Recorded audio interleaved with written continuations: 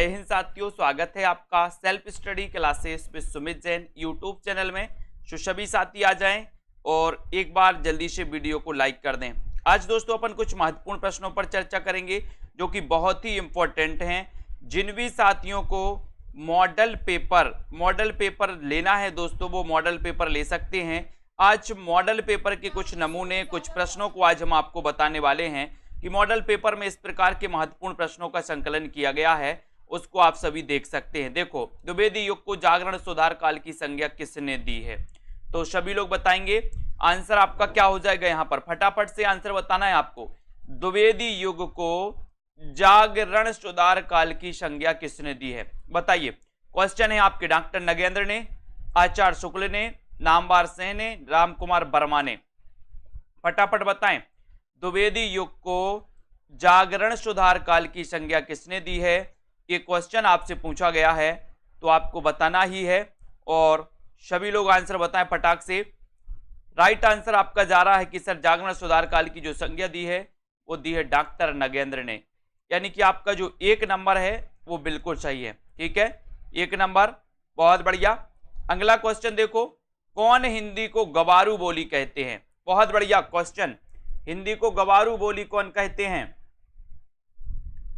हिंदी को गवारू बोली कौन कहते हैं, ये आपका क्वेश्चन है, आपको चयन करना है तो फटाक से बताइएगा। हिंदी को गवारू बोली किसने कहा है? तो देखते हैं कौन कौन सही बता रहा है। फटाफट से आंसर बताइए प्रश्न क्रमांक 2 का आंसर। और प्रश्न क्रमांक 2 में आप लोगों ने बताया कि सर हिंदी को गवारू बोली जो कहने वाले हैं वो है सर सैयद अहमद खां। सर सैयद अहमद खां, यानी कि आपका जो एक नंबर है वो बिल्कुल सही है। सर सैयद अहमद खां आपका राइट आंसर हो जाएगा। ठीक है, एक नंबर आपका सही हो जाएगा। कविता संवर्धनी सभा के संस्थापक कौन थे? कविता संवर्धनी सभा के संस्थापक कौन थे, ये आपको बताना है प्रश्न क्रमांक 3 में आपको चयन करना है। सभी लोग बताएं, कविता संवर्धनी सभा के संस्थापक कौन थे? 3 नंबर का आंसर आपको चयन करना है और 3 में आपका सीधा आंसर जा रहा है कि सर कविता संवर्धनी सभा के जो संस्थापक थे वो संस्थापक थे कौन कौन थे? बताएं जल्दी से। आपका राइट आंसर चला जाएगा भारतेंदु।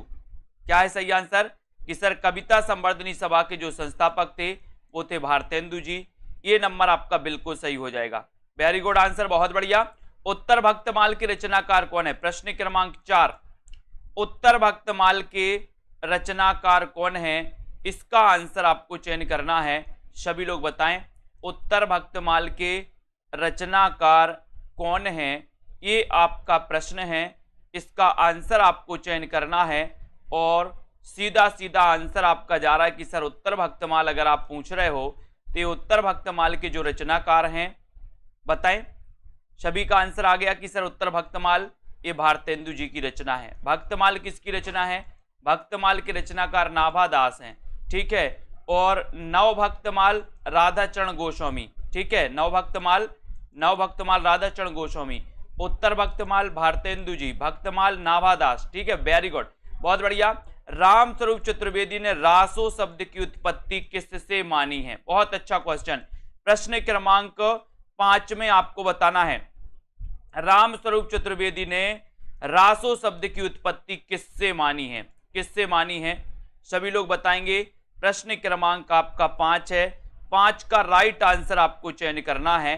5 का सही आंसर क्या हो जाएगा?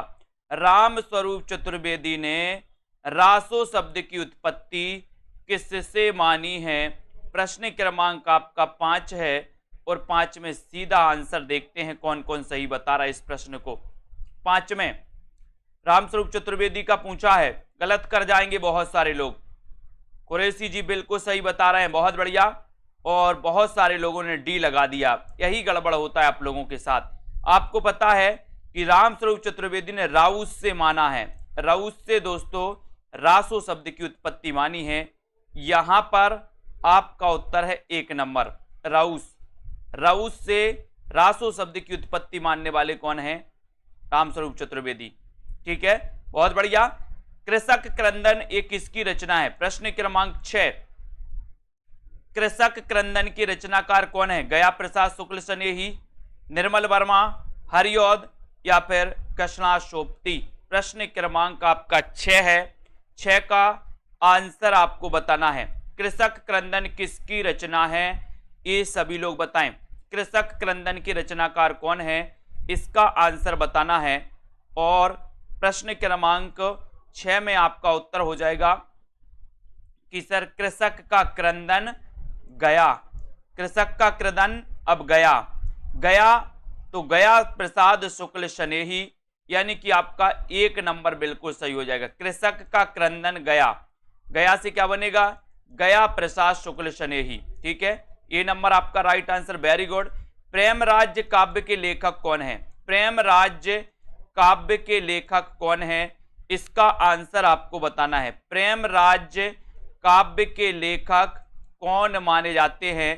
प्रश्न क्रमांक 7 में आपको चयन करना है। प्रेम राज्य काव्य के लेखक कौन है? प्रश्न क्रमांक 7, और बढ़िया प्रश्न है दोस्तों। कौन है? प्रेम राज्य किसकी रचना है? ये बताना है। बताइए, प्रेम राज्य किसकी रचना है? क्वेश्चन थोड़ी सी दोस्तों डिफरेंट अलग होंगे, लेकिन बढ़िया क्वेश्चन। प्रेम राज्य की रचनाकार कौन है? और आपका सीधा आंसर जा रहा है कि सर प्रेम राज्य जो काव्य है, ये काव्य जयशंकर प्रसाद का। ठीक है, प्रेम राज्य की जय, प्रेम राज्य की जय, यानी ये नंबर आपका सही है। ये नंबर, वेरी गुड, बहुत बढ़िया आंसर। अगला क्वेश्चन देखो, अवध का किसान कवि किसे कहा जाता है? अवध का किसान कवि किसे कहा जाता है? अवध का किसान कवि किसे कहा जाता है? त्रिलोचन, मुक्तिबोध अज्ञेय या फिर नाथुराम शर्मा शंकर को? अवध का किसान कवि किसे कहा जाता है? बढ़िया क्वेश्चन है। प्रश्न क्रमांक 8 में आपको चयन करना है। बताएं, अवध का किसान कवि किसे कहा जाता है 8 नंबर में? और 8 नंबर में आपका सही आंसर है कि सर अवध का किसान कवि पूछा है, तो अवध के किसान कवि के पास कितने लोचन हैं? त्रिलोचन है, 3 लोचन है। ये नंबर आपका त्रिलोचन बिल्कुल सही हो जाएगा। ये नंबर आपका बिल्कुल सही आंसर, बहुत बढ़िया। अगले क्वेश्चन की ओर हम बढ़ेंगे दोस्तों। विकलांग श्रद्धा का दौर ये किसकी रचना है? आपको बताना है। विकलांग श्रद्धा का दौर ये किसकी रचना है? क्वेश्चन अच्छा है, बहुत अच्छे से पढ़ देना। विकलांग श्रद्धा का दौर ये रचना किसकी मानी जाती है? कृष्णाशोपति की। बताइए, यशपाल, हरिशंकर परसाई या फिर धूमिल? विकलांग श्रद्धा का दौर ये रचना के लेखक कौन है? ये प्रश्न क्रमांक 9 में आपको बताना है। और विकलांग श्रद्धा का दौर यानी कि हरिशंकर परसाई। हरिशंकर परसाई, और सी नंबर आपका सही है। ठीक है, वेरी गुड, बहुत बढ़िया। प्रगतिशील साहित्य के मानदंड, इसके लेखक कौन है? प्रगतिशील साहित्य के मानदंड के लेखक कौन माने जाते हैं? जल्दी से बताओ। प्रगतिशील साहित्य के मानदंड के रचनाकार कौन है? प्रश्न क्रमांक आपका 10 है, और 10 में आपको चयन करना है। बहुत ही अच्छा क्वेश्चन है। बताएं कुरैशी जी, प्रगतिशील साहित्य के मानदंड के रचनाकार कौन है? प्रश्न क्रमांक 10 में, और 10 में आपका सही आंसर हो जाएगा। क्या हो जाएगा? बोले सर प्रगतिशील साहित्य के मानदंड के जो रचनाकार हैं वो है रांगे राघव। ठीक है, बहुत सारे लोग कंफ्यूज हो रहे, कुछ लोग सी लगा रहे, जबकि आंसर है आपका रांगे राघव। यानी कि आपका जो 1 नंबर है रांगे राघव वो बिल्कुल सही है। कोई मुक्तिबोध बता रहा है, कोई रामविलास शर्मा बता रहा है, लेकिन आपका सही आंसर है प्रगतिशील साहित्य के मानदंड रांगे राघव। ठीक है, वेरी गुड। अगला क्वेश्चन देख लो। हिंदी भाषा की बोलियों के वर्गीकरण के आधार पर छत्तीसगढ़ी बोली बताना है। छत्तीसगढ़ी बोली है पूर्वी हिंदी, पश्चिमी हिंदी, पहाड़ी हिंदी या फिर राजस्थानी हिंदी। हिंदी भाषा की बोलियों के वर्गीकरण के आधार पर छत्तीसगढ़ी बोली बताना है। छत्तीसगढ़ी बोली है तो क्या है? ये दोस्तों आपके मॉडल पेपर से ही उठाया है मैंने। मॉडल पेपर जो आपके लिए जूनियर टेट के लिए बनाया है, उन्हीं जूनियर टेट के मॉडल पेपर से आपके लिए ये प्रश्न उठा करके लेकर आए हैं। ठीक है। तो यहां पर हिंदी भाषा की बोलियों के वर्गीकरण के आधार पर छत्तीसगढ़ी आपको मानी, अपन ने पढ़ा है अब छत्तीसगढ़ी, अब छत्तीसगढ़ी यानी कि पूर्वी हिंदी, ठीक है। ये नंबर आपका बिल्कुल सही हो जाएगा, ठीक है, वेरी गुड। किसके भक्तिपरक गीतों का संकलन अभंग के नाम से जाना जाता है? किसके भक्तिपरक गीतों का संकलन अभंग के नाम से जाना जाता है? ये आपको बताना है। नामदेव के, सहजोबाई, कबीर या फिर दादू दयाल के? कई बार मैंने ट्रिक से याद करवाया इस क्वेश्चन को। किसके भक्तिपरक गीतों का संकलन अभंग के नाम से जाना जाता है? ये आपको बताना है। और उत्तर प्रश्न क्रमांक 12 में आपका सही आंसर हो जाएगा नामदेव। नामदेव के भक्तिपरक गीतों का जो संकलन है वो अभंग के नाम से जाना जाता है, यानी कि ये नंबर आपका बिल्कुल सही है, ठीक है, वेरी गुड। महादेवी वर्मा की बौद्ध दर्शन से प्रभावित रचना कौन सी है?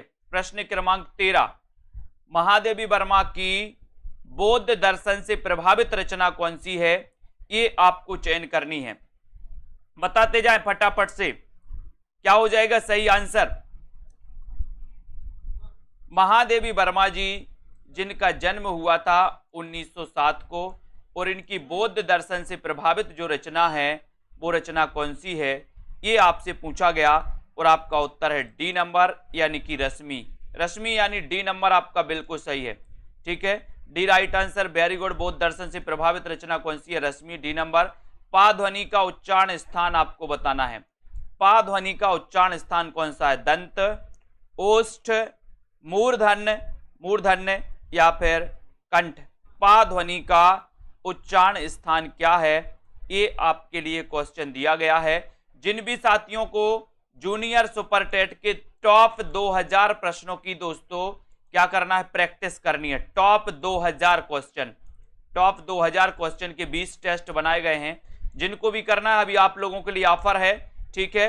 आप लोग कहें तो और अच्छा ऑफर आप लोगों के लिए दे देंगे, जितने भी हमारे साथी हैं। सिर्फ आप बताएं कि सर हमें प्रैक्टिस करनी है, तो आप लोग बता सकते हैं।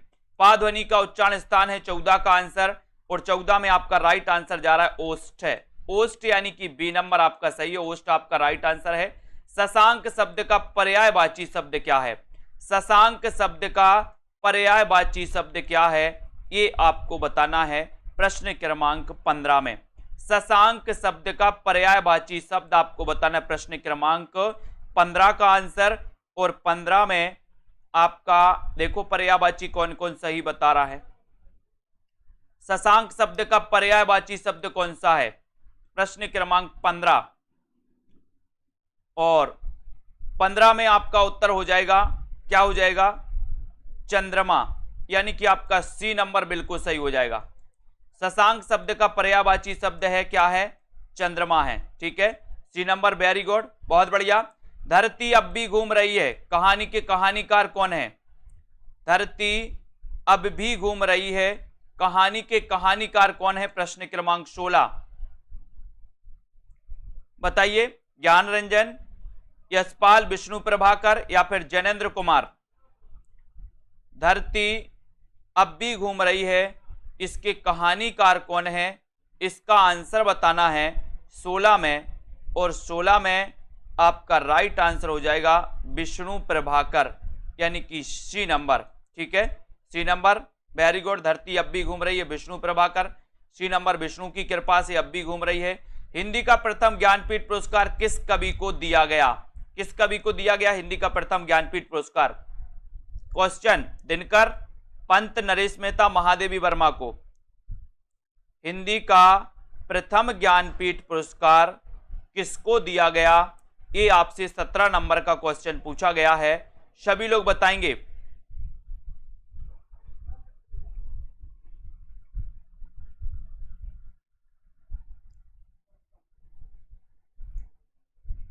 हिंदी का प्रथम ज्ञानपीठ पुरस्कार किस कवि को दिया गया? प्रश्न क्रमांक 17 में, और 17 का आंसर है आपका सुमित्रानंदन पंत को। और किस रचना के लिए दिया गया? चिदंबरा के लिए दिया गया, ठीक है, चिदंबरा, बी नंबर आपका चिदंबरा बिल्कुल सही है, वेरी गुड।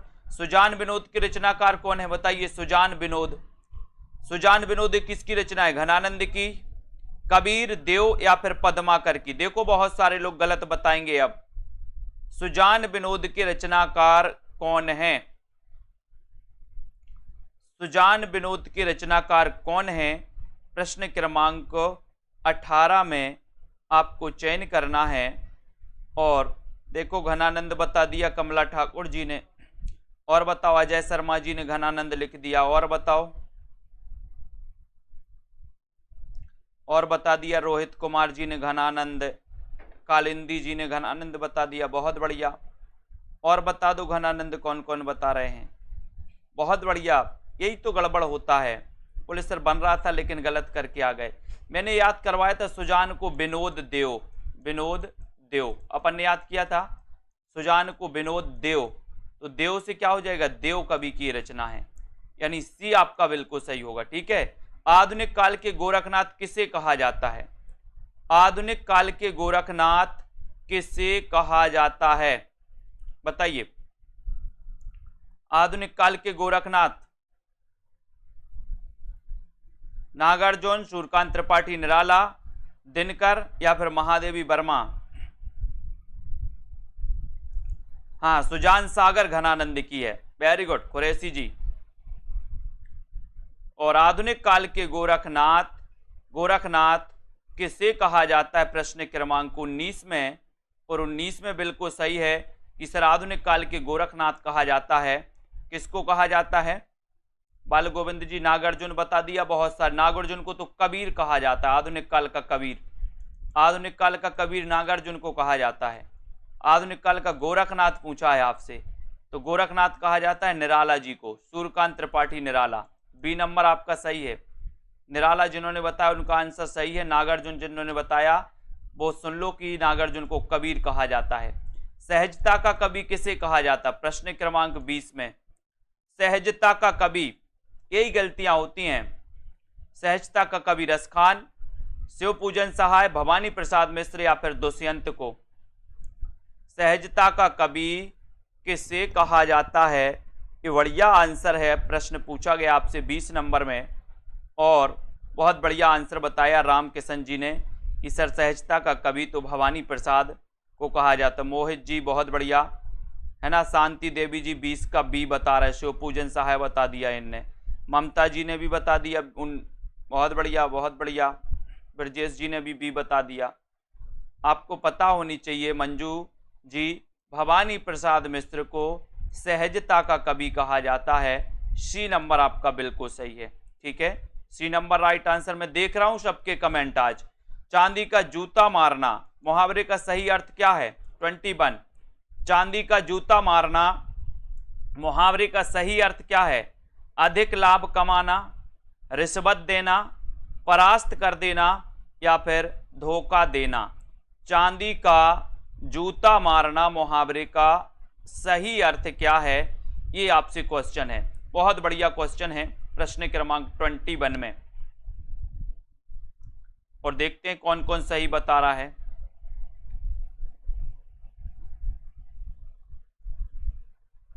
बहुत बढ़िया, लगभग अधिकांश लोगों ने सही बताया है। लगभग अधिकांश क्या, सभी लोगों ने सही बताया है। और रिश्वत देना यानी कि चांदी का जूता मारना, B number right answer. Neha Rai ji ने बस ये बता दिया, आरती वर्मा ने ये बताया, बी है बी, रिश्वत देना, बी नंबर सही। प्रैक्टिस करिए इनकी। आख्यायिका शैली का प्रथम मौलिक उपन्यास कौन सा है? फिर गलत करेंगे आप लोग। आख्यायिका शैली का प्रथम मौलिक उपन्यास कौन सा है? प्रश्न क्रमांक 22 में बताइए, आख्यायिका शैली का प्रथम मौलिक उपन्यास कौन सा है? प्रश्न क्रमांक 22 में बताइए। 22 का राइट आंसर आख्यायिका शैली का बताना है प्रथम उपन्यास कौन सा है। और आपका राइट आंसर चला गया कि सर आख्यायिका शैली की बात करते हो तो उपन्यास है श्यामा स्वप्न। ये नंबर आपका राइट आंसर, वेरी गुड, ये नंबर बहुत बढ़िया आंसर। उतना वह सूरज है रचना के लेखक कौन है? उतना वह सूरज है रचना के लेखक कौन माने जाते हैं?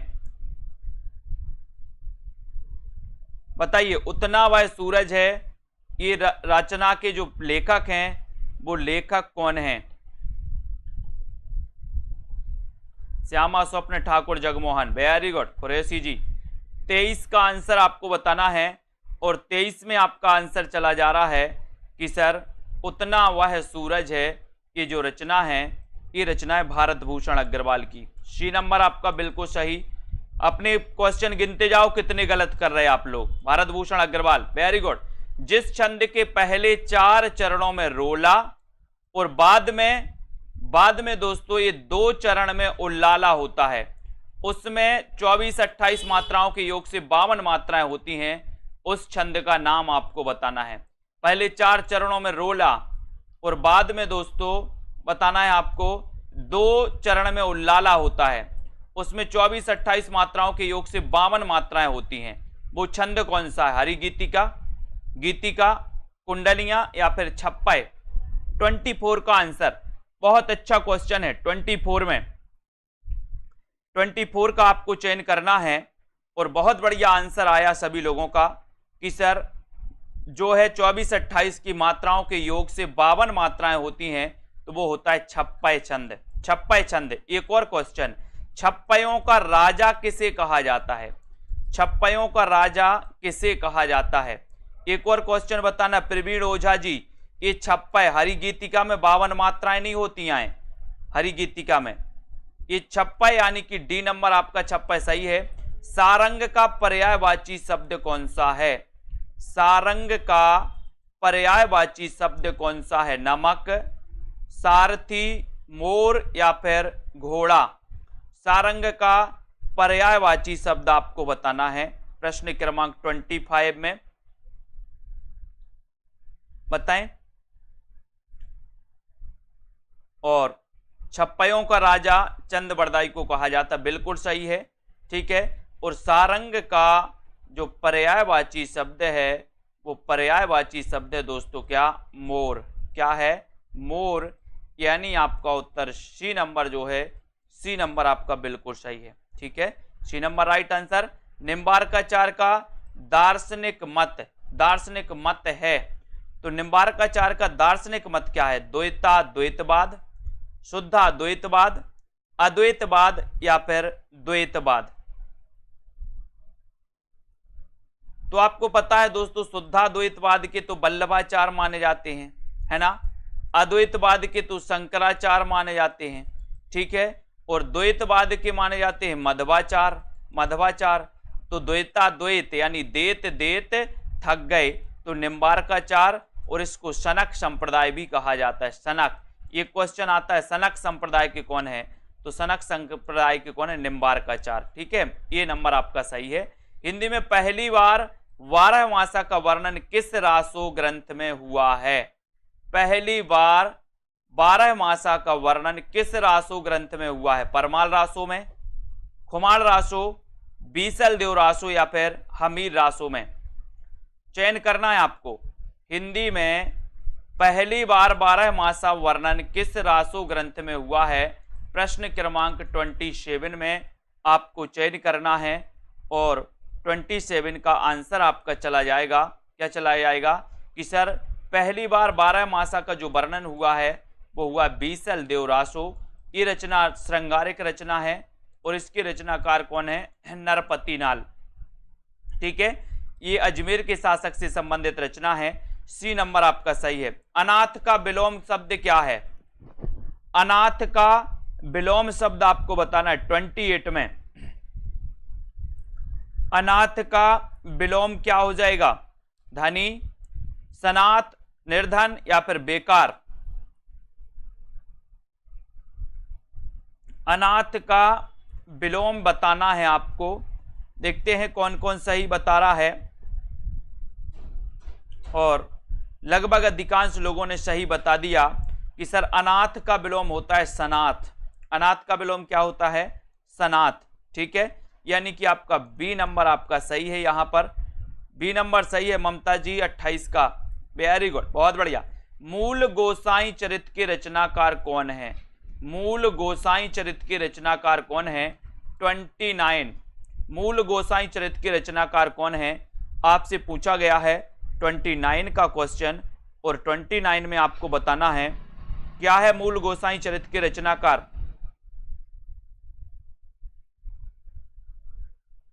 और सभी लोग लगभग सही आंसर बता रहे हैं कि सर मूल गोसाई चरित्र के जो रचनाकार हैं वो हैं बेड़ी माधव दास, यानी आपका जो बी नंबर है बेड़ी माधव दास, बी नंबर आपका बिल्कुल सही है, बेड़ी माधव दास राइट आंसर है।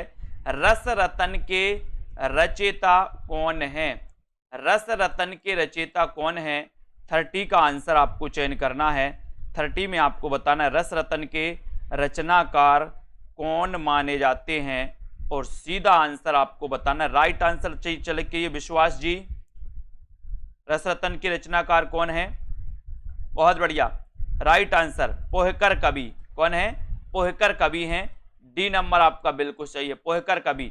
सा का उच्चारण स्थान बताइए दोस्तों, षटकोण वाले सा का उच्चारण स्थान कंठ है, दंत है, तालु या फिर मूर्धा, क्या है, सा का उच्चारण स्थान आपको चयन करना है, चयन करिए। प्रश्न क्रमांक 31 का आंसर, और 31 में आपका सही आंसर क्या जा रहा है, देखते हैं कौन कौन का आंसर सही आ रहा है। 31 में, और बहुत बढ़िया आंसर आ गया कि सर ये मूर्धा सही है, सा का उच्चारण स्थान डी नंबर। कामायनी का सर्ग नहीं है, तो कौन सा सर्ग नहीं है बताइए।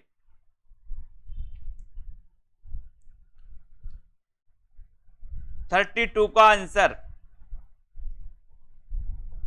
कामायनी का कौन सा सर्ग नहीं है।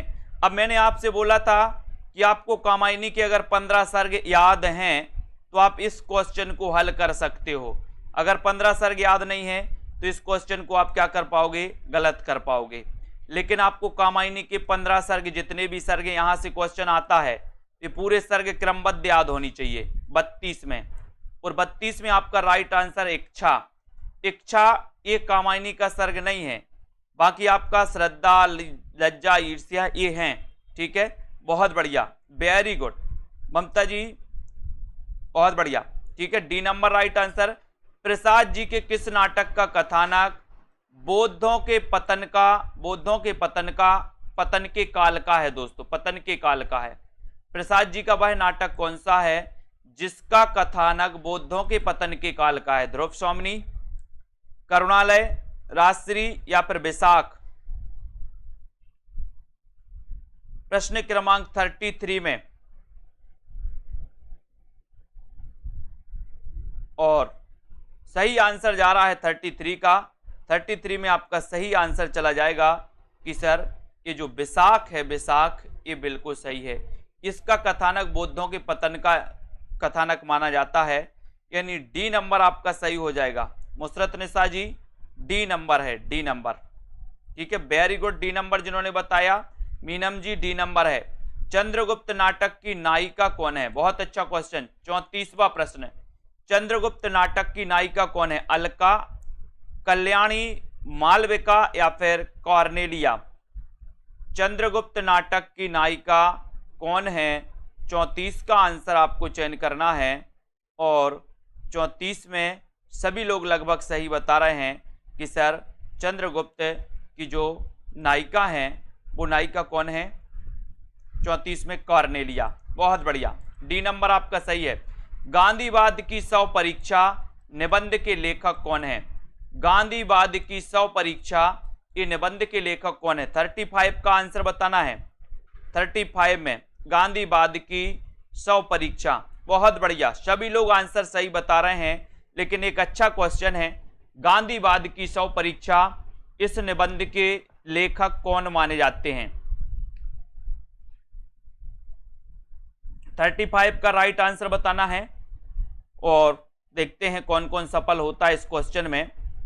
कमला जी, ईला चंद्र बता रही हैं, और बताओ। गांधीवाद की 100 परीक्षा, शशि जी ने भी ईला चंद्र बता दिया, ब्रजेश जी ने भी बता दिया, बहुत बढ़िया, और बताओ। प्रवीण जी हरिशंकर परसाई बता रहे हैं, हाँ बहुत बढ़िया। रामकिशन जी ने बता दिया है कि सर ये जो है ये यशपाल का है, गांधीवाद की 100 परीक्षा निबंध के रचनाकार हैं यशपाल, यानी डी नंबर आपका यशपाल बिल्कुल सही है। डी नंबर वालों का राइट आंसर, वेरी गुड। लहू पुकारे आदमी कहानी के कहानीकार कौन है? लहू पुकारे आदमी, लहू पुकारे आदमी ये किसकी कहानी है? कमलेश्वर, शिव प्रसाद सिंह, मार्कंडे या फिर मधुकर सिंह? 36 में चयन करना है। लहू पुकारे आदमी, बताएं ये किसकी कहानी है?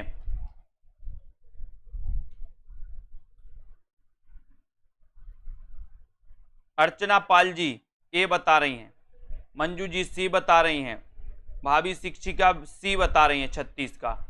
और बताओ, नेहा जी ने भी सी बता दिया, आज तो लाइन लगी सी की। बबीता जी ने भी सी, बहुत बढ़िया। KM जोशी, कहे कि मार्कंडे को ज्यादा जानते आप लोग, लहू पुकारे आदमी, है ना। और जिन्होंने मधुकर बताया है, मधुकर, उनका आंसर सही है। लहू पुकारे आदमी ये मधुकर सिंह की रचना है। किसकी है? मधुकर सिंह की कहानी है। डी नंबर आपका सही है। लहू पुकारे आदमी काय के लिए पुकारे? बोले मधु के लिए पुकारे, मधु, ठीक है। पुकारे आदमी या लहू पुकारे आदमी मधु के लिए, मधु के लिए तो मधुकर सिंह, ठीक है।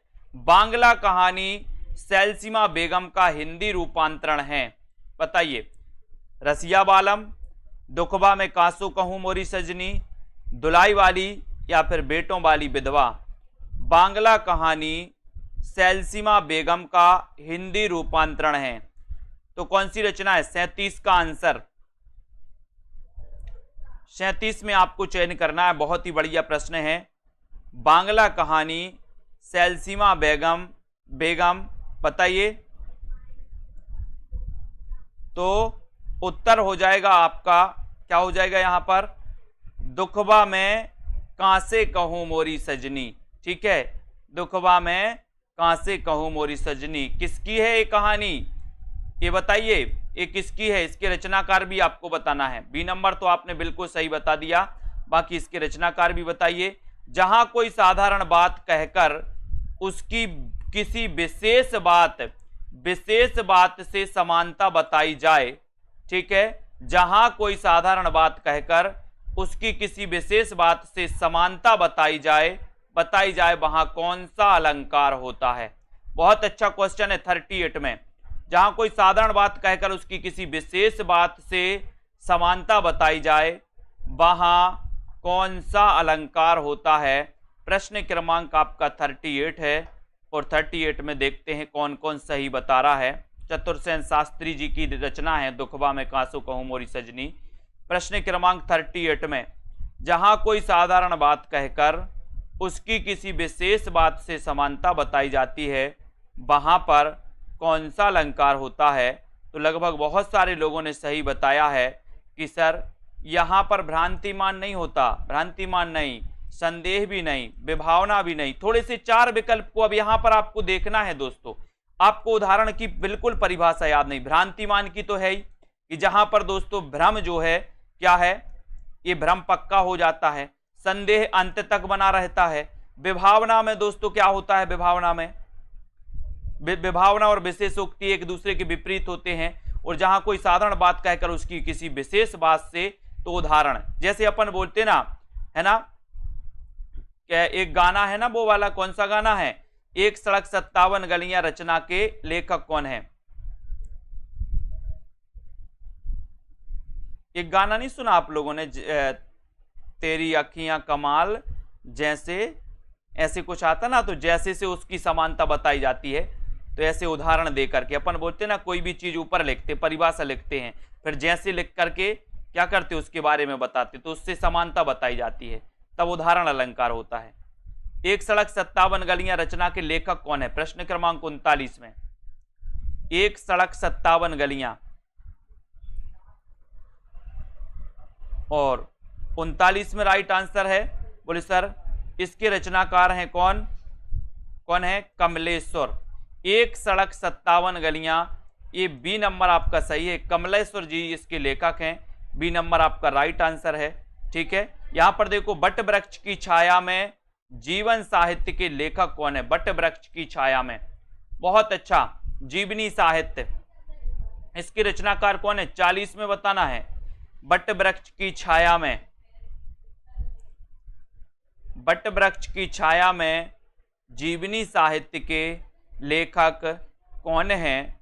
ये 40 नंबर का प्रश्न है और 40 में आपका सीधा आंसर जा रहा है कि सर बट वृक्ष की छाया में ये जीवनी के रचनाकार हैं कौन है? कुमुद नागर। ठीक है, सी नंबर बिल्कुल सही, बहुत बढ़िया।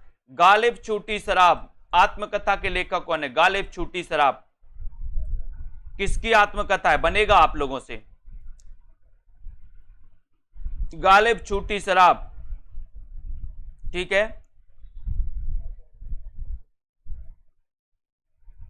गालिब छूटी शराब मैंने कई बार आपको बताया है कि मैं बता दे रहा हूं आज और कि जो पति क्या होते हैं, शराब पीते हैं, जो पति शराब पीते हैं उनकी पत्नियों को कालिया बन जाना चाहिए। क्या बनना है? कालिया।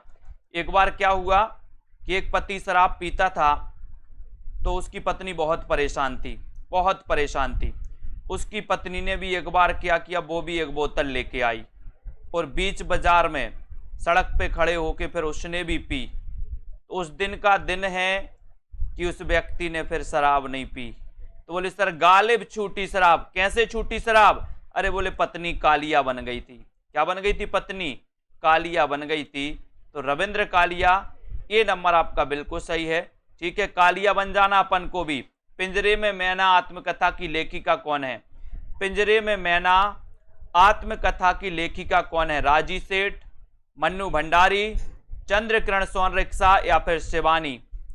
पिंजरे में मैना, बोले हम पिंजरे में मैना को लेकर के कहां जाएंगे?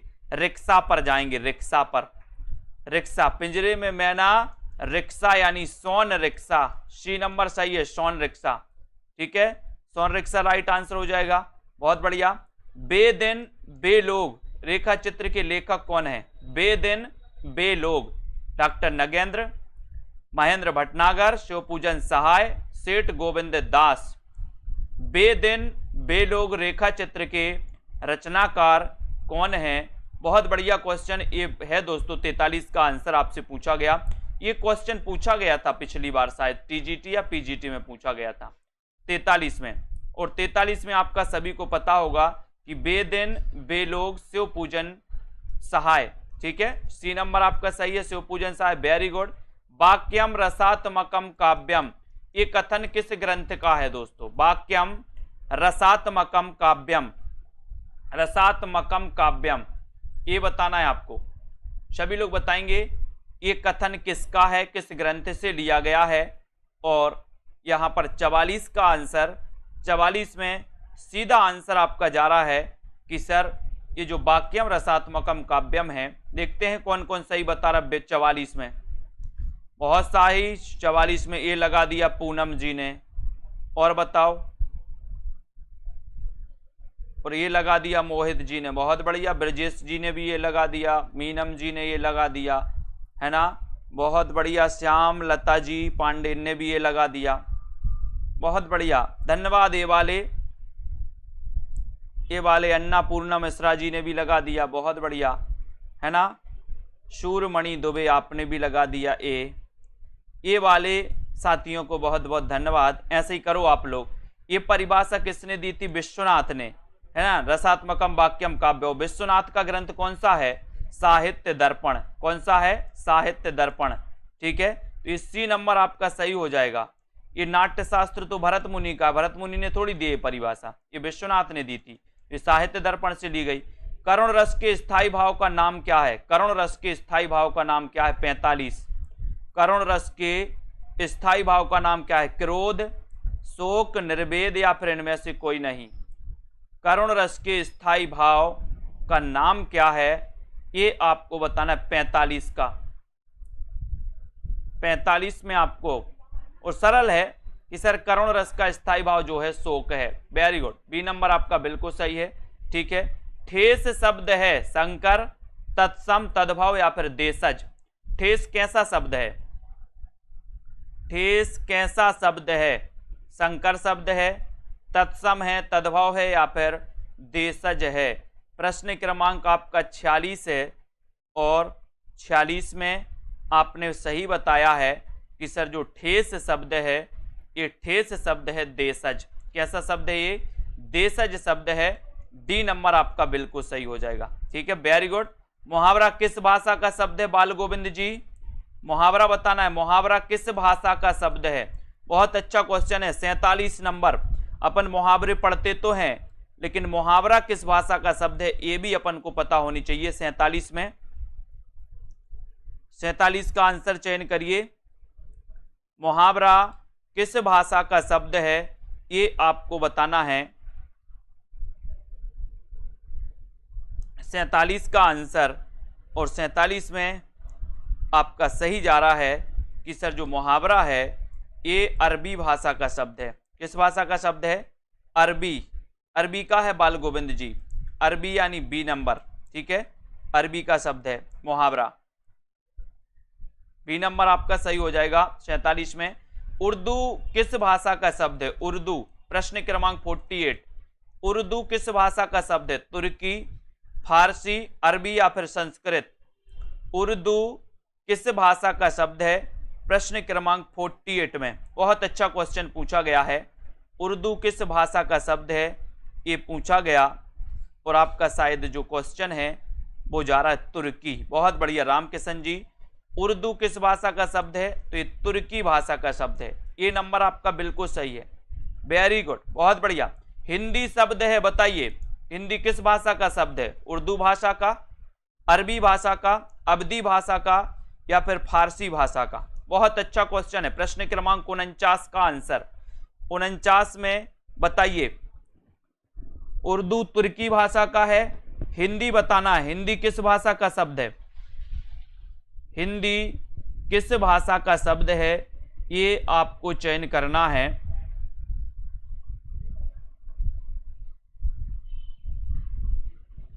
और देखते हैं कौन कौन सही बता रहा है।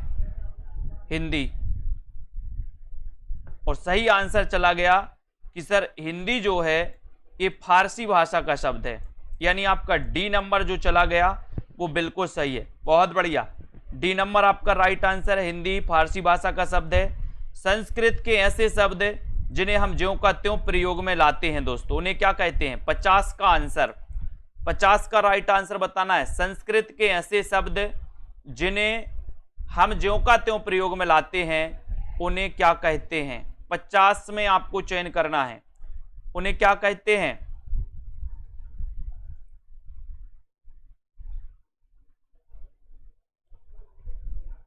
और संस्कृत के ऐसे शब्द जिन्हें हम ज्यों का त्यों प्रयोग में लाते हैं प्रश्न क्रमांक 50 में, उन्हें कहते हैं हम तत्सम शब्द। ठीक है, नील कमल में उत्तर पद कमल, और बताना है आपको कमल क्या है? उत्तर पद जो कमल है ये कमल क्या है? विशेषण है, विशेष है, विशेष विशेषण है या फिर इनमें से कोई नहीं? नील कमल, नील कमल में कौन सा समास होता है? कर्मधारय समास। ठीक है, लेकिन आपको बताना है कि उत्तर पद जो कमल है वो क्या है, बताएं, फटाक से बताएं 51 का आंसर। और 51 में सभी लोग बताएंगे। 51 का राइट आंसर देखो बहुत सारे लोग सी बता रहे हैं। मोहित जी ने सी बता दिया, और बताओ क्या बता रहे हैं कौन कौन? और बहुत सारे लोगों ने बिल्कुल सही आंसर बताया है कि सर जो कमल है ये कमल विशेष है, और जो नील है वो क्या है? विशेषण है, यानी जिसकी विशेषता बताई जाए वो विशेष कहलाता है, और जो विशेषता बताता है वो क्या कहलाता है? विशेषण। तो नील यहां पर क्या है? विशेषण, क्योंकि नील कमल, यानी कि दोस्तों कमल क्या है? विशेष, और नील विशेषता बता रहा है कि कमल जो है वो नीला है ना? तो याद रखते ना, ये विशेषण और विशेष, तो यहां पर कमल क्या है? विशेष, यानी कि ये नंबर आपका बिल्कुल सही है। ठीक है, साप्ताहिक शब्द किस प्रकार का विशेषण है? साप्ताहिक शब्द किस प्रकार का विशेषण है? गुणवाचक है, संख्यावाचक है, परिमाणवाचक है या फिर सार्वनामिक विशेषण है? साप्ताहिक का बताना है प्रश्न क्रमांक 52 में। फटाफट आंसर बताएंगे तो मजा आएगा आपको भी, और जल्दी से और देखते जाएं कितने नंबर आपके आ रहे हैं। साप्ताहिक शब्द किस प्रकार का विशेषण है? यहां पर प्रश्न क्रमांक 52 में, और 52 में आपने बिल्कुल सही आंसर बताया कि साप्ताहिक जो है ये संख्यावाचक है, यानी बी नंबर आपका करेक्ट। वेरी गुड, बहुत बढ़िया। कौन सा शब्द समूहवाचक प्रत्यय नहीं है? समूहवाचक प्रत्यय कौन सा नहीं है? 53 में आपको चयन करना है। समूहवाचक प्रत्यय कौन सा नहीं है, ये 53 का आंसर आपको चयन करना है। और बहुत ही बढ़िया क्वेश्चन है। लोग, ये तो समूहवाचक है। गण, ये भी समूहवाचक है। वर्ग, ये भी समूहवाचक है। तो समूहवाचक प्रत्यय कौन सा नहीं है? कौन सा नहीं है? प्रेस। प्रेस यानी डी नंबर, प्रेस आपका बिल्कुल सही है। प्रेस जिन्होंने बताया राइट आंसर। किस शब्द की रचना प्रत्यय से हुई है? किस शब्द की रचना प्रत्यय से हुई है? 54 का आंसर किस शब्द की रचना प्रत्यय से हुई है? कुसुम, चप्पल, लिखावट या फिर सुमन, यानी कि 54 का आंसर आपको चयन करना है। प्रत्यय से किसकी रचना हुई है आपको चयन करना है, बताइए अंकित गुप्ता जी। तो अधिकांश लोग 54 में चयन कर रहे हैं सर, सी नंबर लगा दो। वेरी गुड, लगा दिया सी नंबर, लिखावट, ठीक है, सी नंबर सही, वेरी गुड। आचार्य भरत ने कितने अलंकारों का उल्लेख किया है? बहुत अच्छा क्वेश्चन है। आचार्य भरत ने कितने अलंकारों का उल्लेख किया है 55 में? प्रश्न क्रमांक 55 में आपको चयन करना है कि आचार्य भरत ने कितने अलंकारों का उल्लेख किया है। और अधिकांश लोग बता रहे हैं, कौन कौन सही बता रहे हैं? हर्षिता जी बताइए कितने प्रकार के? 8 बता दिया सूर्यमणि जी ने, और बताओ।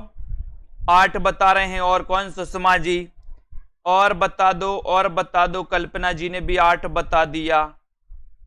वेरी गुड, बहुत बढ़िया। डी नंबर वालों के लिए बहुत बहुत धन्यवाद। 2 भी नहीं, 6 भी नहीं, 8 भी नहीं, कितने? 4। भरत ने, आचार्य भरत ने या भरत मुनि ने 4 अलंकारों का उल्लेख किया है। कितने अलंकारों का? 4 अलंकारों का। 8 रस, रस 8, ये 8 के चक्कर में आपने गड़बड़ कर दिया, रस के चक्कर में गड़बड़ कर दिया प्रश्न डी वालों ने, क्योंकि भरत मुनि ने 8 रस माने और 4 अलंकार, यही होता है गड़बड़। पूछा अलंकार था, बता दिया रस, बहुत बढ़िया। 8 रस 4 अलंकार, ठीक है। अनुप्रास अलंकार के कितने भेद हैं? 56 का आंसर आपको बताना है। अनुप्रास अलंकार के कितने भेद हैं आपको बताना है। राइट आंसर 5, 3, 4 या फिर 2। अनुप्रास अलंकार आपने पढ़ा है, तरण, तनुजा, तट, तमाल, तरुवर, बहुछाए। बोले कौन सा अलंकार है? अनुप्रास। अब अनुप्रास के कितने भेद होते हैं बताइए? 5 होते, 3, 4 या फिर 2 होते हैं। 56 का आंसर कितने होते हैं? राइट आंसर चला गया 5। अनुप्रास अलंकार के कितने भेद हैं? 5 भेद हैं। 5 भेद, ये नंबर बिल्कुल सही, वेरी गुड। जब किसी अत्यंत प्रशंसा के लिए कोई बात बहुत चढ़ाई, प्रशंसा है दोस्तों, जब किसी अत्यंत प्रशंसा के लिए कोई बात बहुत बड़ा चढ़ाकर कही जाती है, तब वहां पर कौन सा अलंकार होता है? जब किसी अत्यंत यानी कि अति वाली प्रशंसा के लिए कोई बात बड़ा चढ़ाकर कही जाती है, तब वहां पर कौन सा अलंकार होता है? अतिशयोक्ति। अतिशयोक्ति देखो कैसा लिखा जाता है, ये अतिशयोक्ति सही है। कभी कभी ये वाक्य शुद्धि में भी, ये शब्द शुद्धि में भी आता है दोस्तों, तो आप लोग क्या करते हो? आधा सा लगा के योक्ति कर देते हो। ये अतिशयोक्ति, ये वाला गलत है। अतिशयोक्ति पूरा सा आता है, इसको याद रख लेना। तो आपका उत्तर ए नंबर बिल्कुल सही, अतिशयोक्ति राइट आंसर, वेरी गुड। कौन सा अर्थालंकार है? अर्थालंकार कौन सा है? 58 में आपको अर्थालंकार और शब्दालंकार पता होनी चाहिए दोस्तों। मैं जो महत्वपूर्ण चीजें मैं बता रहा हूं वो पूरे आपको याद होनी चाहिए। शब्दालंकार के अंतर्गत कौन कौन आते हैं, अर्थालंकार के अंतर्गत कौन कौन आते हैं, क्वेश्चन पूछा जाता है।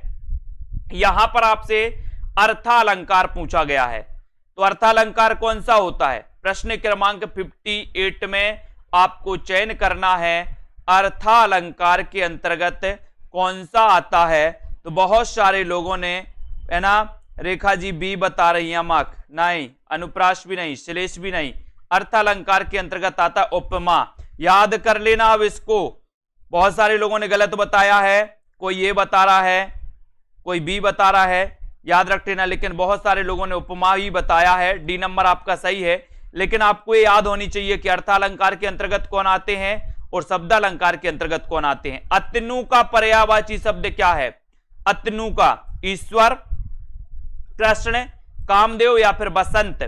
अतनु का पर्यायवाची शब्द आपको चयन करना है। 59 का उत्तर आपको बताना है। राइट आंसर क्या हो जाएगा? अतनु का पर्यायवाची शब्द कौन सा है? सीधा सीधा आंसर आपको बताना है और आंसर आपका जा रहा है, कौन सा जा रहा है? अतनु। अतनु का बताना है। लक्ष्मी भट्ट जी सही बताया लगभग सभी लोगों ने कि सर अतनु तो कामदेव का पर्यायवाची है। C number right, very good. Saraswati का पर्यायवाची क्या है दोस्तों? सरस्वती का पर्यायवाची भारती, शारदा, बाक या फिर उपरोक्त सभी।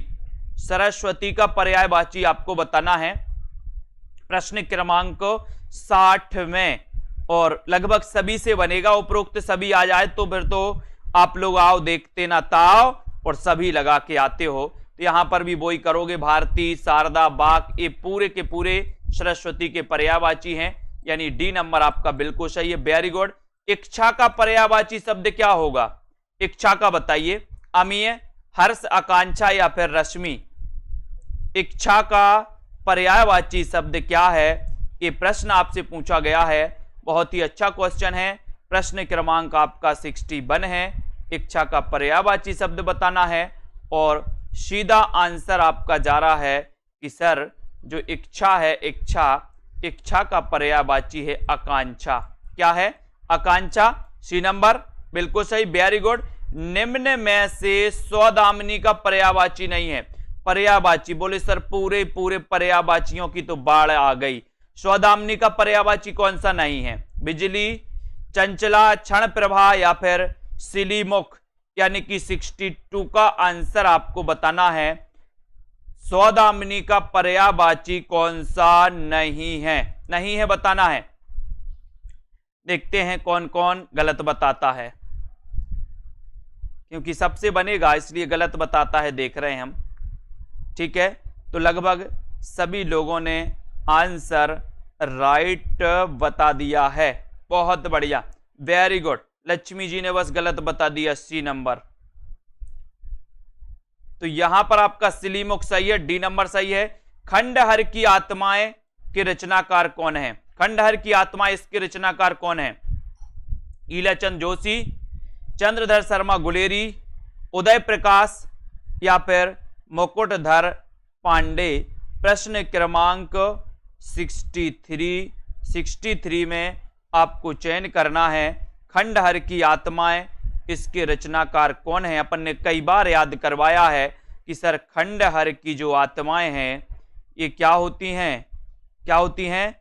कभी कभी जोश में आ जाती हैं। तो खंडहर की आत्माएं ईलाचंद्र जोशी, यानी एक नंबर आपका बिल्कुल सही है। एक नंबर राइट, एक नंबर वेरी गुड, बहुत बढ़िया। सी बता रही भाभी शिक्षिका जी, गलत। अगला क्वेश्चन, कितना बड़ा झूठ कहानी किसकी है? कितना बड़ा झूठ ये कहानी किसकी है? संजय पाठक जी, प्रश्न क्रमांक 64 में बताना है। आरती वर्मा जी भी सी बता दिया उन्होंने, बहुत सारे लोगों ने सी बता दिया। संतोष कुमार जी भी सी बता रहे, गलत बात। अपन ने पढ़ा था ना खंडहर की आत्माएं जोश में आ जाती हैं, तो जोशी जी है ना। कितना बड़ा झूठ कहानी किसकी है? कितना बड़ा झूठ ये कहानी किसकी है? प्रश्न क्रमांक 64 में, और देखते हैं कौन सही बता पाता है। बताइए, मुकनत जी ने ये बता दिया, सुषमा जी सी बता रही हैं, अंकित जी सी बता रहे हैं, अर्चिता जी भी सी बता रही हैं। लेकिन जिन्होंने सही बताया है उनमें नंबर आता है पूजा सोनकर जी का। ठीक है, बहुत बढ़िया। मोहित जी का, रेखा जी का, उषा प्रियंवदा, बी नंबर सही है। ठीक है, उषा प्रियंवदा की रचना कितना बड़ा झूठ, उषा प्रियंवदा। ठीक है, वेरी गुड। कोठरी की बात कहानी के रचनाकार कौन है? कोठरी की बात, अब बताओ कोठरी की बात कैसी रहनी चाहिए? एक भी गलत हो गया तो सोच लेना। कोठरी की बात कोठरी की बात किसकी कहानी है कुरैशी जी?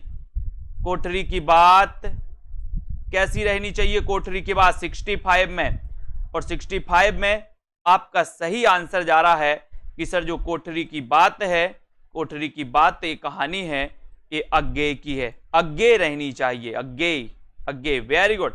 याद हो कि ना याद हो, संस्मरण के रचनाकार कौन है? याद हो कि ना याद हो, ये संस्मरण के रचनाकार कौन है? एक क्वेश्चन आपसे पूछा गया प्रश्न क्रमांक 66 में। और याद हो कि ना याद हो, अपन ने पढ़ा है दोस्तों, आपने घातक फिल्म देखी होगी, घातक, घातक फिल्म देखी कि नहीं देखी? देखी है। उसमें क्या बोलते हैं? काशीनाथ तुम्हें याद हो कि ना याद हो, है ना, आज से तुम मेरी गिरफ्त में काम करोगे, काशीनाथ याद हो कि ना याद हो। ठीक है, ये काशीनाथ सिंह जी का संस्मरण है। बी नंबर आपका बिल्कुल सही, वेरी गुड। जिनके साथ जिया, ये संस्मरण के लेखक कौन है? जिनके साथ जिया, तेज बहादुर चौधरी, प्रतिभा अग्रवाल, मृदुला गर्ग, अमृतलाल नागर। जिनके साथ जिया, ये संस्मरण किसका है आपको बताना है। और जिनके साथ जिया वो कौन है? प्रश्न क्रमांक 67 में, और 67 आपको बताना है कि सर जिनके साथ जिया, जिनके साथ जिया, अमृतलाल नागर। वेरी गुड, वो तो अमृत जैसे हैं, कैसे? अमृत, अमृतलाल नागर, वेरी गुड। मैं और केवल मैं और केवल मैं एकांकी के रचनाकार कौन है? मैं और केवल मैं, प्रश्न क्रमांक 68 का आंसर, मैं और केवल मैं, ये किसका एकांकी है? इस एकांकी के रचनाकार कौन है? भगवती चरण वर्मा, जगदीश चंद्र माथुर, भुवनेश्वर, या फिर जैनेन्द्र कुमार? आपको बताना। एक और दोस्तों बड़ी बात मैं आपको बता रहा हूं कि आप लोगों के लिए जिनको भी लेना है, जिनको भी दोस्तों मॉडल पेपर लेना है, इसी प्रकार के जूनियर टेट का प्रैक्टिस करना है आप लोगों के लिए, आप लोगों के लिए 200 फीस कर दी गई है। जितने भी हमारे जो दोस्तों पेड वाले साथी हैं, वो आज रात 12 बजे तक जिनको भी लेना है वो ले सकते हैं, उनके लिए 200 फीस कर दी गई है, जो भी हमारे साथी हैं। ठीक है, तो मैं और केवल में एकांकी के रचनाकार कौन है? 68 का आंसर। और 68 में आपका राइट आंसर क्या हो जाएगा? 68 का भगवती चरण वर्मा, ये नंबर जिन्होंने लगाया बिल्कुल सही है। स्त्री मुक्ति संघर्ष और इतिहास, ये किसकी रचना है? स्त्री मुक्ति संघर्ष और इतिहास के रचनाकार कौन है? ये किसकी रचना है? ये आपको बताना है। प्रश्न क्रमांक 69 का आंसर, और 69 का आंसर बहुत बढ़िया जा रहा है कि सर ये जो स्त्री मुक्ति और संघर्ष है, स्त्री मुक्ति और संघर्ष और इतिहास, ये रमणिका गुप्ता, रमणिका गुप्ता यानी डी नंबर आपका सही है। ठीक है, डी, ये रमणिका गुप्ता जी की रचना है दोस्तों, डी नंबर। आचार्य रामचंद्र शुक्ल का प्रथम सैद्धांतिक ग्रंथ कौन सा है? सैद्धांतिक ग्रंथ पूछा है आपसे। आलोचना दर्श, समालोचक, काव्य में रहस्यवाद, या फिर कविता क्या है? रामचंद्र शुक्ल का प्रथम सैद्धांतिक ग्रंथ कौन सा है? प्रथम सैद्धांतिक ग्रंथ कौन सा है? रामचंद्र शुक्ल जी का, यानी कि 70 का उत्तर बताना है। बहुत ही अच्छा क्वेश्चन है, क्वेश्चन कई बार पूछा गया है। कौन कौन सही बता रहा है? सही बताने के लिए बहुत बढ़िया आंसर बताया है खुशी मौर्य जी, सी नंबर। काव्य में रहस्यवाद, प्रथम सैद्धांतिक ग्रंथ कौन सा है? काव्य में रहस्यवाद, रामचंद्र शुक्ल जी का। ठीक है, वेरी गुड, बहुत बढ़िया। अगला है नई कविता का आत्म संघर्ष के लेखक कौन है? नई कविता का आत्म संघर्ष, इसके लेखक कौन है? प्रेमचंद, जयशंकर प्रसाद, मुक्तिबोध, या फिर मलयज? प्रश्न क्रमांक 71 है। नई कविता का आत्म संघर्ष के लेखक कौन है? इस 71 का आंसर आपको चयन करना है। बहुत ही अच्छा क्वेश्चन है, और 71 में सीधा सीधा आपका राइट आंसर चला जा रहा है कि सर ये जो नई कविता का आत्म संघर्ष है, इसके जो लेखक हैं वो लेखक है मुक्तिबोध। ठीक है, मुक्तिबोध, सी नंबर बिल्कुल सही। पंत की कौन सी छायावादी रचना नहीं है? पंत की कौन सी छायावादी रचना नहीं है। तो कौन सी नहीं है छायावादी रचना? युगबाणी, ग्रंथि, वीणा या फिर पल्लव। पंत की कौन सी रचना छायावादी नहीं है? 72 का आंसर। और 72 में पंत की कौन सी रचना छायावादी नहीं है? राइट आंसर चला जाएगा युगबाणी। युगबाणी यानी आपका ये नंबर बिल्कुल सही है। ठीक है, ये छायावादी नहीं है तो ये फिर कौन सी है? ये प्रगतिवादी है। ठीक है, ये नंबर बिल्कुल सही। क्वासी, क्वासी किसकी रचना है? क्वासी, प्रश्न क्रमांक 73। क्वासी के रचनाकार कौन है? बताइए। 73 का आंसर क्वासी के रचनाकार कौन है? और बहुत ही अच्छा आपका उत्तर जा रहा है 73 में कि सर क्वासी के रचनाकार पूछा है। और क्वासी, क्वासी बताइए क्वासी के रचनाकार कौन है 73 में? देखते कौन कौन सही बता रहा है। बहुत बढ़िया, सभी लोगों ने सही बताया। बालकृष्ण शर्मा नवीन। छायावाद की प्रथम प्रयोगशाला किससे माना जाता है? एक और क्वेश्चन, छायावाद की प्रथम प्रयोगशाला किससे माना जाता है? झरना, पल्लव, यामा या फिर निहार? बताइए। प्रश्न क्रमांक 74 में 74 छायावाद की प्रथम प्रयोगशाला कौन सी या किसे माना जाता है? 74 का आंसर और राइट आंसर है झरना। झरना, वेरी गुड, ए नंबर राइट आंसर। बहुत बढ़िया। इन मुसलमान हरिजनन पे कोटिन हिंदू बारी पंक्ति किसकी है? इन मुसलमान हरिजनन पे कोटिन हिंदू बारी ये जो पंक्ति है ये पंक्ति किसकी है? ये आपको बताना है। इन मुसलमान हरिजनन पे लगभग सभी को पता है कि सर ये पंक्ति तो भारतेंदु जी की है। D number, very good. आधुनिक हिंदी काव्य का बेतालिक किसे कहा जाता है? आधुनिक हिंदी काव्य का बेतालिक किसे कहा जाता है? ये आपको चयन करना है। भारतेंदु, प्रेमघन, राधा कृष्णदास और बाल मुकुंद गुप्त। ठीक है, आंसर होगा कि सर आधुनिक हिंदी काव्य का जो बेतालिक कहा जाता है वो कहा जाता है, किसको कहा जाता है? किसको कहा जाता है? भारतेंदु जी को। वेरी गुड, ए नंबर सही। बहुत बढ़िया। हो होरी, कल ही पढ़ा था अपन ने, कल परसों पढ़ा था। हो होरी ये किसकी कृति है? हो होरी कृति के रचनाकार कौन है? बड़ा ही अच्छा क्वेश्चन है। 77 का आंसर फटाफट से बताएं जल्दी से। पूरे 100 क्वेश्चन आपको कवर करना है और आपका पता है कि सर हो होरी ये जो है, ये जो रचना है ये अंबिका दत्त व्यास की है। अंबिका दत्त व्यास। ठीक है, बहुत बढ़िया। इनका जन्म कब हुआ था? कोई बताएगा? बताओ। मध्यकालीन धर्म साधना ये किसका निबंध है? मध्यकालीन धर्म साधना निबंध के रचनाकार कौन है? 78 का आंसर।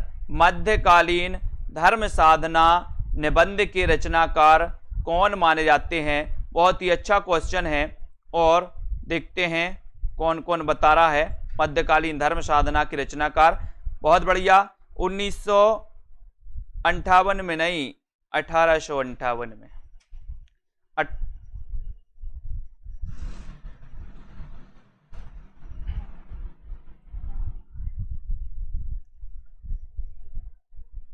तो यहां पर राइट आंसर क्या हो जाएगा? हजारी प्रसाद द्विवेदी। सी नंबर सही है, वेरी गुड।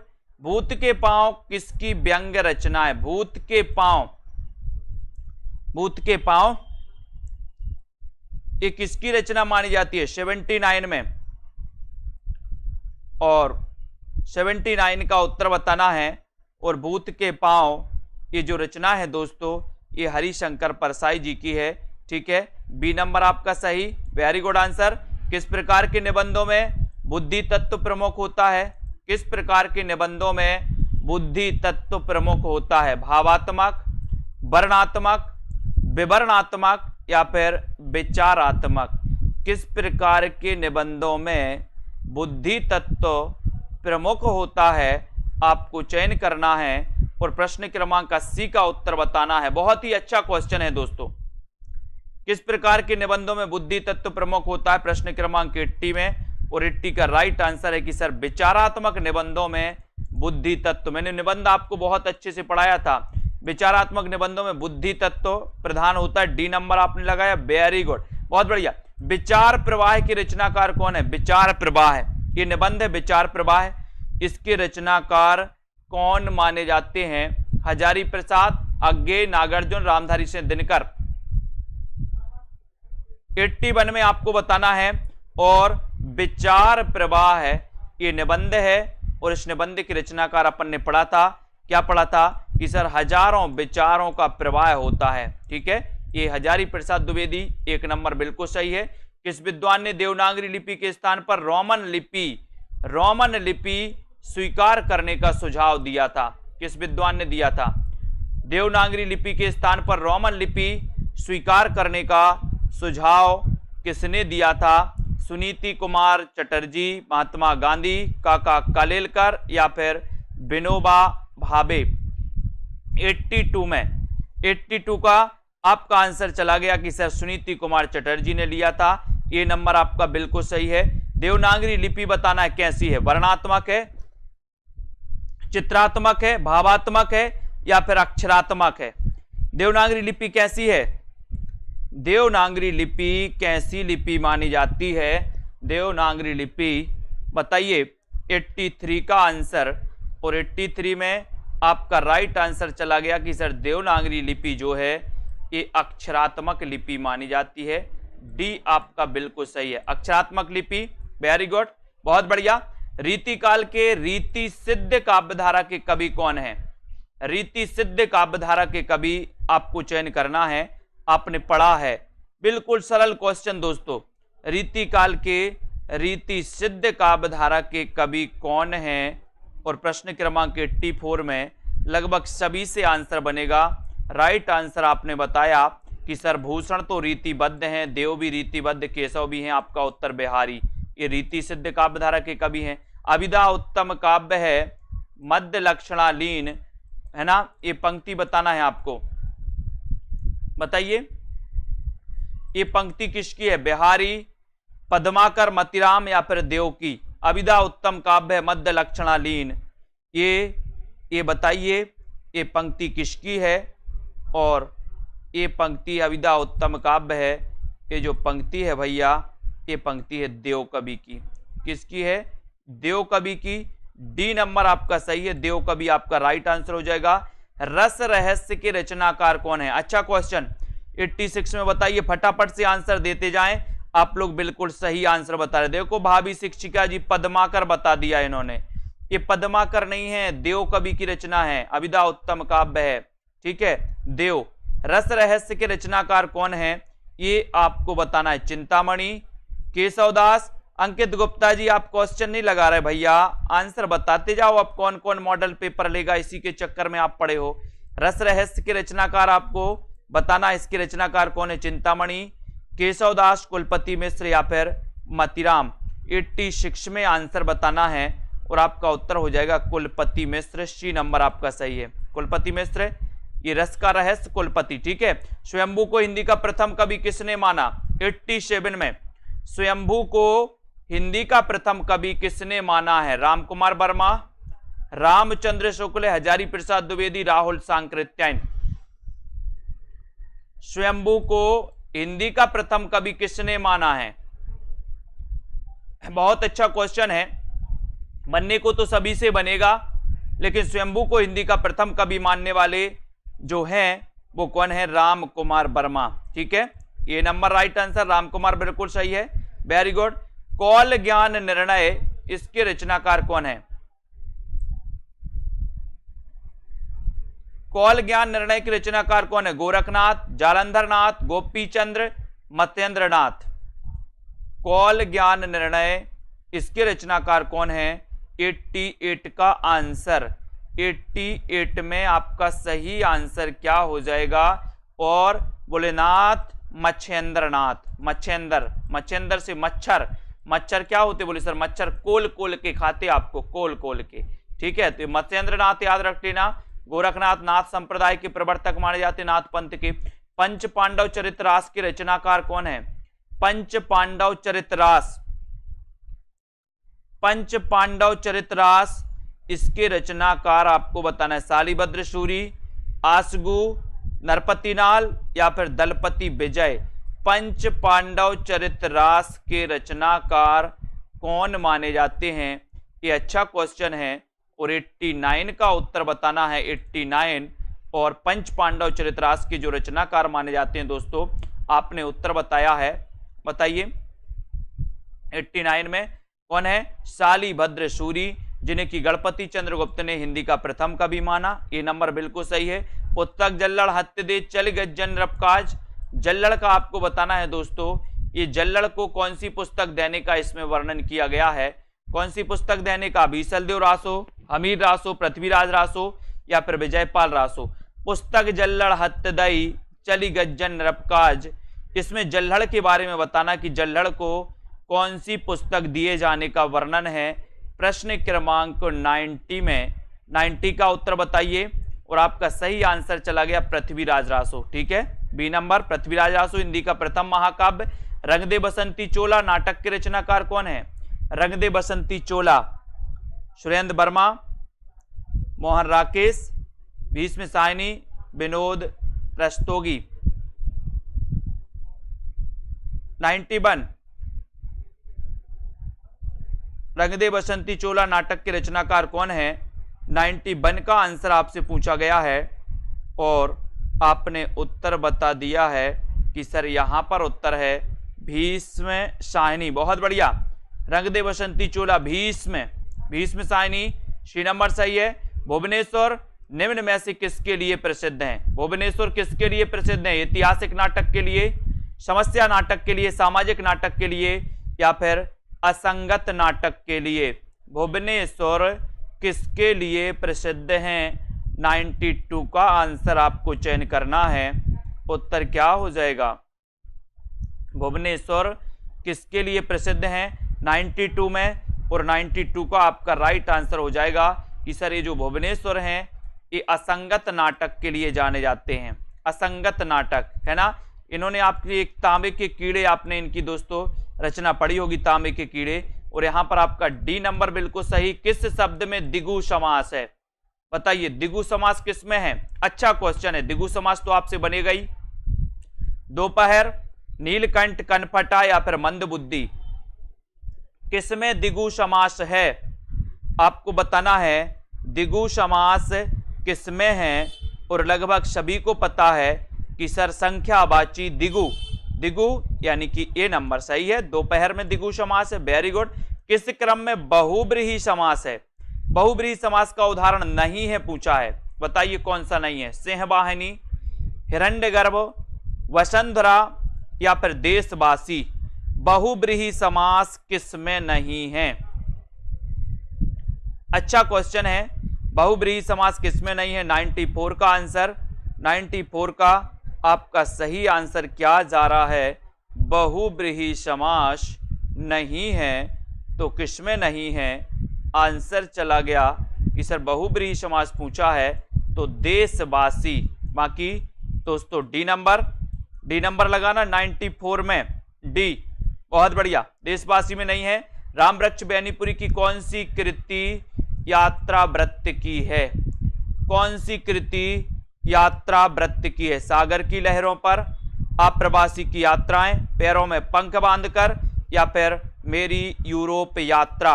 रामवृक्ष बेनीपुरी की कौन सी कृति यात्रा वृत्त संबंधी है? यात्रा वृत्त संबंधी कौन सी कृति है? 95 में। बहुत ही अच्छा क्वेश्चन है और 95 में आपका उत्तर हो जाएगा कि सर रामवृक्ष बेनीपुरी की जो कृति यात्रा वृत्त संबंधी है वो है पैरों में पंख बांधकर, यानी कि आपका सी नंबर पैरों में पंख बांधकर बिल्कुल सही है। उड़ते चलो यात्रा वृत्त के रचनाकार कौन है? उड़ते चलो यात्रा वृत्त के रचनाकार कौन है? भगवत शरण उपाध्याय, सत्यनारायण, रामवृक्ष बेनीपुरी, इनमें से कोई नहीं। उड़ते चलो यात्रा वृत्त के रचनाकार कौन है? 96 का आंसर उड़ते चलो और वृक्ष पर बैठ जाओ। वृक्ष पर तो रामवृक्ष बेनीपुरी सी नंबर आपका सही। Very good. एक स्वाभिमानी अध्यापक के जीवन संघर्ष को कथानक बनाकर लिखा गया उपन्यास कौन सा है? लिखा गया उपन्यास कौन सा है? नदी यशस्वी है, डूबते मस्तूल, यह पथबंधुता या धूमकेतु एक श्रुति। एक स्वाभिमानी अध्यापक के जीवन संघर्ष को कथानक बनाकर लिखा गया उपन्यास कौन सा है? ये 97 का आंसर पूछा गया है और आकांक्षा जी ने बिल्कुल सही बताया कि सर यह पथबंधु था। सी नंबर बिल्कुल सही, बहुत बढ़िया। देहाती दुनिया के लेखक कौन है? 98 का आंसर देहाती दुनिया, निराला, शिवपूजन सहाय, उपेंद्रनाथ तस्क या फिर प्रेमचंद। देहाती दुनिया में क्या होता है? बोले सर शिव की पूजन ही सहाय होती है। देहाती दुनिया में शिव की पूजन ही सहाय होती है, यानी कि आपका उत्तर बी नंबर शिव पूजन सहाय। Very good.